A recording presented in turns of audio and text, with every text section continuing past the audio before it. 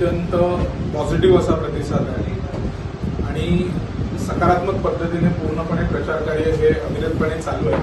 हळूहळू आम्ही प्रचाराच्या अंतिम टप्प्याकडे आता आम्ही जातोय. आता आम्ही समाजातले जे काही आजी माजी पदाधिकारी असतील, प्रतिष्ठित व्यक्ती असतील, अशा प्रमुख व्यक्तींकडे आता आम्ही भेट देण्याचा एक आमचा उपक्रम दिवसभरात चालू आहे. राजकारणामध्ये टीका टिप्पणी ह्या सगळ्या चालूच असतात, सदैव चालू असतात, पण त्यांच्याकडनं कन्स्ट्रक्टिव्ह अशा कुठल्या पद्धतीच्या टीका होताना मला कधीच दिसल्या नाही. कदाचित त्या सर्व मुद्द्यांवरती त्यांनी आम्हाला पास केलंय.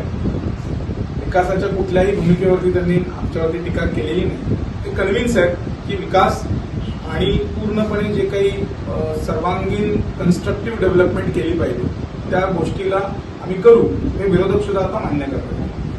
बघितलं ना तर आपण जर रुपेश राऊळ यांना व्यवस्थित जर ऑब्झर्व केलं तर त्यांनी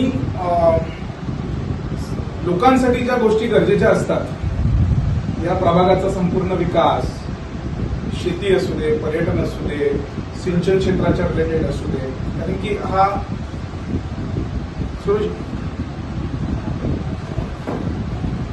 सगळं म्हणजे इकडे बागायतदार सुद्धा आहे, या संपूर्ण क्षेत्राच्या रिलेटेड जे काही प्रश्न असेल ना, या सगळ्या प्रश्नांमध्ये त्यांनी आम्हाला पास केलं.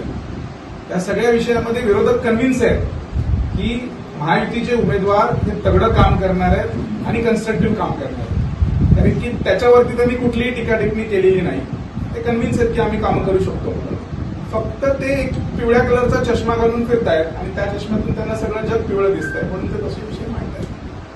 नाही, तिथे मैत्रीपूर्ण लढत आहे की एक जी जिल्हा परिषद आहे त्याच्यात मैत्रीपूर्ण लढत आहे आणि डेफिनेटली मी तुम्हाला सांगतो महायुती डॉमिनेट करेल आणि पूर्ण जिल्ह्यामध्ये तुम्हाला जे चित्र दिसेल की एक वन साइड असं विक्ट्री हे महायुतीला पूर्णपणे तिथे मिळेल. कारण की काम आहे संपूर्ण. आज जे संघटन आहे ते संपूर्ण संघटन आज तळागाळात पसरलेलं आहे, लोकांपर्यंत पोहोचलेलं आहे. त्याच्यामुळे चांगल्या पद्धतीचं तुम्हाला चित्र हे जिल्ह्याभरात दिसेल. आज जर आपण बघितलं ना तर जवळे जिल्हा परिषदेला फार मोठी बॅकग्राऊंड आहे, गोष्ट लक्षात घ्या. फार समाजातल्या प्रतिष्ठित व्यक्ती, महारथी सर्वांनी ह्या जिल्हा परिषदेचं नेतृत्व केलेलं आहे. फार मोठ्या माणसांनी आमचे प्रकाशजी असतील, सर्व कैलासजी प्रकाशजी असतील, सर्व आधीचे जर आपण काढले तर फार मोठ्या माणसांनी नेतृत्व केलं. आता गोष्ट अशी आहे की मी एक नंबरला नेईन असं मी का म्हटलं तर की तवडे जिल्हा परिषदेचं जर आपण व्यवस्थित मॅपिंग केलं ना तर तवडे आणि मळगाव, निरवडे, नेमळे ही आता गावं राहिली नाही, ते आता टुवर्ड्स अर्बनायझेशन चालले. तवड्यातली बाजारपेठ ही सर्वात मोठी बाजारपेठ आहे, आपल्याला ती नेग्लेक्ट करता येणार नाही. मळगावातली बाजारपेठ ही सर्वात मोठी बाजारपेठ आहे.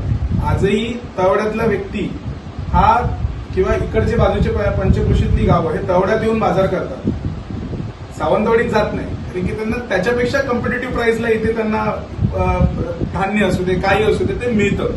हे उदाहरण काय आहे तर सक्षम अशी बाजारपेठ आहे, हे त्याचं उदाहरण आहे. आणि त्याच्यामुळे मी असं म्हटलं की अर्बनायझेशनकडे ही सगळी गावं चालली आहेत, तर ह्याच्यासाठी फार मोठा इन्फ्रास्ट्रक्चर करण्याची गरज आहे.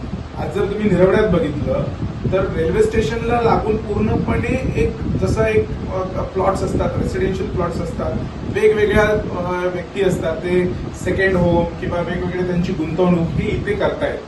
बरोबर आहे. मग ह्या सर्वांसाठी बेसिक सॅनिटेशन पासून, वॉटर पासून, पोर्टेबल वॉटर पासून सगळ्या रिक्वायरमेंटची गरज आहे. त्याच्यासाठी इथे मोठा इन्फ्रास्ट्रक्चर अपग्रेडेशन करावं लागेल आणि महायुती म्हणून आम्ही हे 100% करू.